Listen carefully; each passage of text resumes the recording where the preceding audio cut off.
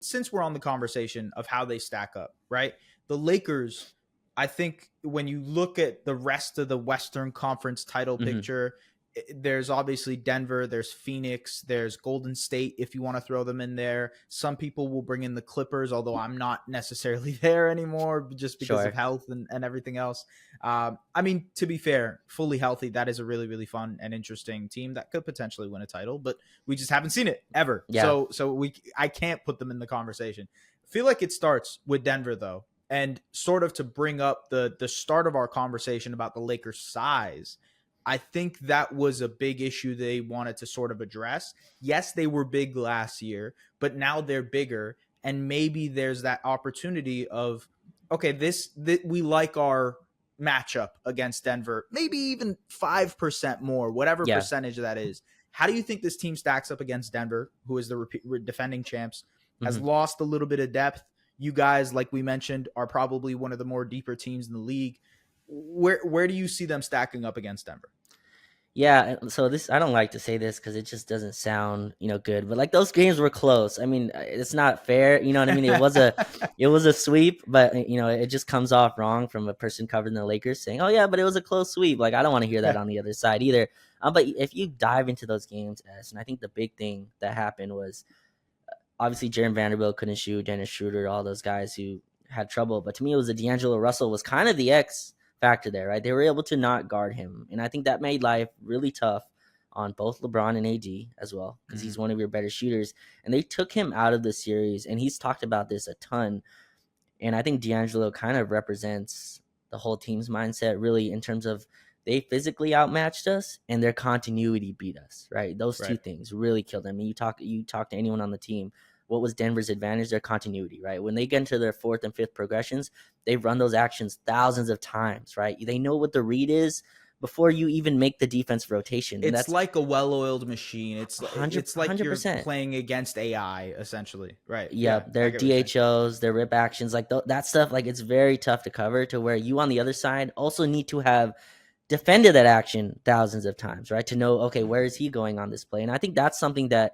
we have a lot better chance at this season of going against them. And look, there's no answer for Nikola Jokic. Like he's back 2-time MVP like that. There's no answer there. I do think we're better equipped to at least slow him down, right? That's all you can do with a player like that. Jamal Murray, Jokic got a lot of the acclaim. I remember watching all those games live and rewatching those games. Jamal Murray was absolutely he was hitting shots, man, incredible shots. Yeah, hitting shots, and shots that I think were defended well. Honestly, there was a lot of step back threes. There was a lot of stuff where he went nuts, and I think like now the Lakers at least hopefully can have a couple different other pieces to at least put on him to where it makes life a little bit tougher.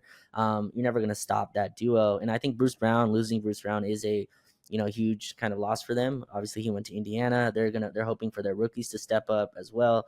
So we'll see how that goes. But they're gonna be another powerhouse. We'll see if they want to run through the regular season again. But I think that is a pretty close matchup of two teams that I think are both betting on continuity as well, right? Denver's betting on their stars. Yeah. The Lakers are like, we got our guys through a conference finals.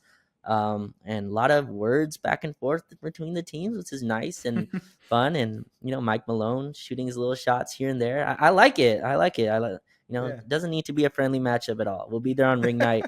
Hopefully, I was gonna say opening night. The drama is perfect for opening 100%. Night. You're watching them take the rings that potentially could have been yours. Yeah.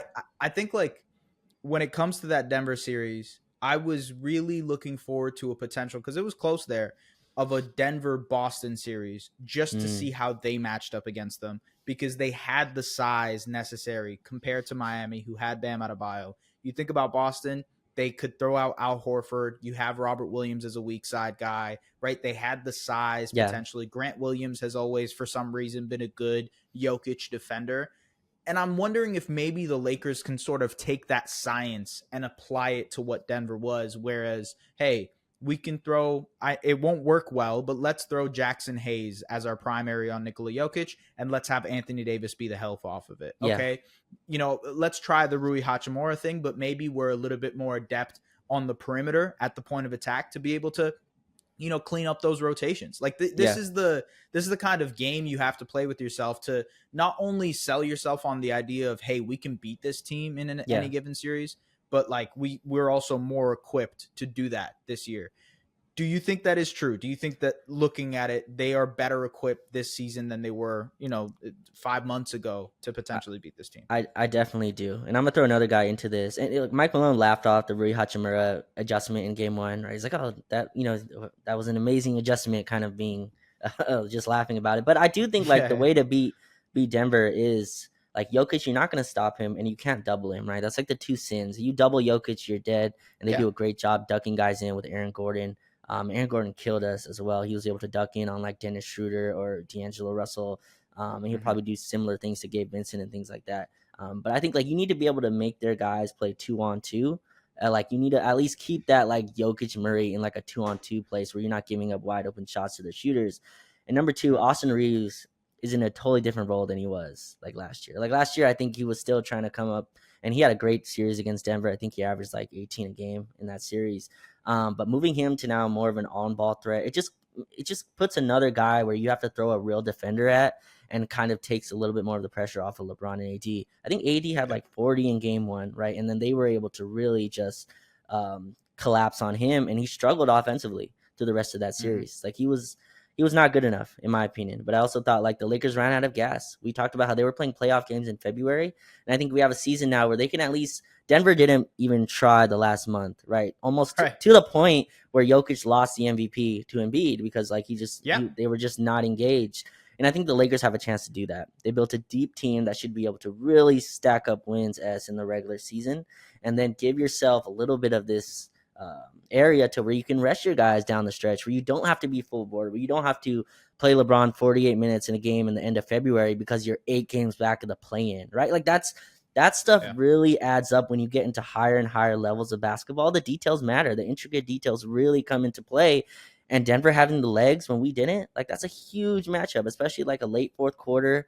Your legs are dead, and Denver just has that extra boost to go. Like that's stuff to me that really can close the margins. But they're still the team to especially beat. just because you have LeBron James and Anthony Davis and the mileage on their bodies, right? Like that's a factor you have to consider. A February night versus, I don't know, Orlando or whatever. I don't know. I'm just saying, like you need to. Although Orlando is going to be a might good be team, tough, yeah, they might be tough. No question.